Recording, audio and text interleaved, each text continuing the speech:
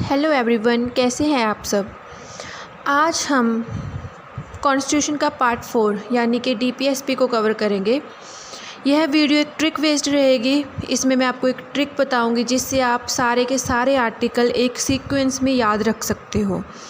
तो video start करने से पहले मैं आपको एक दो बातें और क्लियर कर दूं। ये जो वीडियो है ये मेरी सबसे फर्स्ट वीडियो है और आपको ये वीडियो कैसी लगी वो आप प्लीज़ कमेंट में अपना रिव्यू ज़रूर देना और मैं ट्राई करूँगी कि आगे से जो कंटेंट होगा उसको मैं और एक्सप्लेन कर पाऊँ और अच्छा कंटेंट आप सबके लिए लेके आऊँ। और यह जो टॉपिक है डीपीएस पे, ये मोस्ट इम्पॉर्टेंट टॉपिक है कॉन्स्टिट्यूशन का। वो चाहे आपके कॉलेज एग्ज़ाम हो या फिर आपके कॉम्पिटिटिव एग्ज़ाम हो, यहाँ से क्वेश्चन आता ही आता है।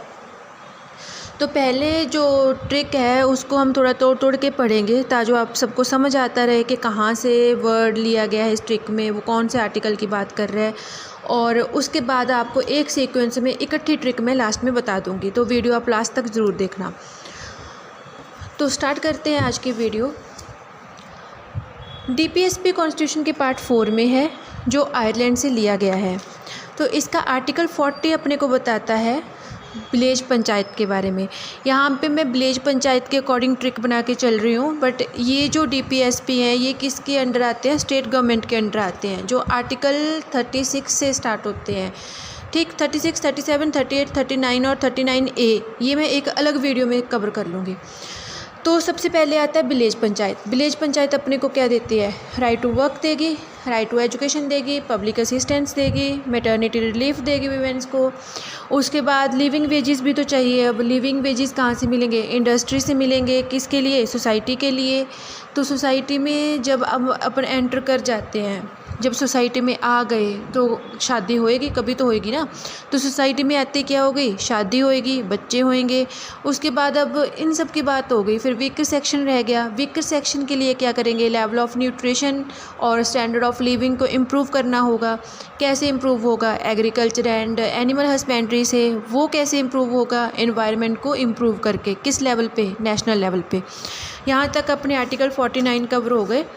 और इसके बाद आता है आर्टिकल 50। आर्टिकल 50 क्या बताता है? Separation of judiciary from executive.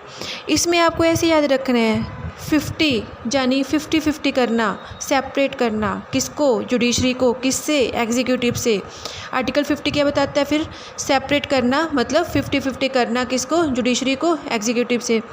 और आर्टिकल 51 ये तो अपनी नेशनल लेवल पे बातें हो गई। अभी इंटरनेशनल लेवल पे तो कुछ चाहिए। तो जो आर्टिकल 51 है वो अकेला ही बहुत है। वो इंटरनेशनल लेवल की बात करता है कि हमें इंटरनेशनल लेवल पे पीस चाहिए, सिक्योरिटी चाहिए, अच्छे रिलेशन बना के रखने हैं अदर नेशंस के साथ, ठीक है, और सब कुछ मेंटेन करके रखना है।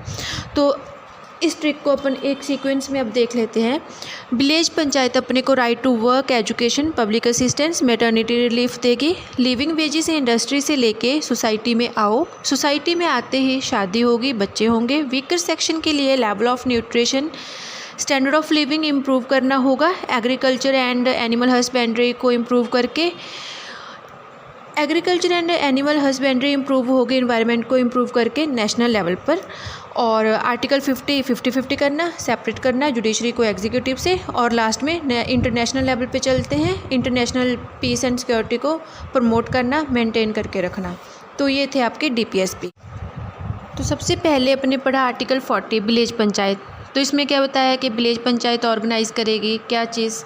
आर्टिकल 41 में बता रहे हैं राइट टू वर्क देगी, एजुकेशन देगी, पब्लिक असिस्टेंस देगी। आर्टिकल 42 बताता है क्या? मैटरनिटी रिलीफ की बात करता है। आर्टिकल 43 लिविंग वेजेस की बात करता है। 43A participation of workers in management of industries की बात करता है, जो 42nd अमेंडमेंट से लाया गया है। 43B किसकी बात करता है? कोऑपरेटिव सोसाइटी, जो 97th कॉन्स्टिट्यूशनल अमेंडमेंट से लाया गया है। फिर 44 जो शादी वाली बात बोली वो आएगा uniform civil code for citizens में, ठीक। आगे फिर 45 आर्टिकल 45 किसकी बात करता है? केयर एंड एजुकेशन किसकी? चिल्ड्रन की, जो 6 ईयर से कम होंगे। ये 86th अमेंडमेंट से लाया गया है।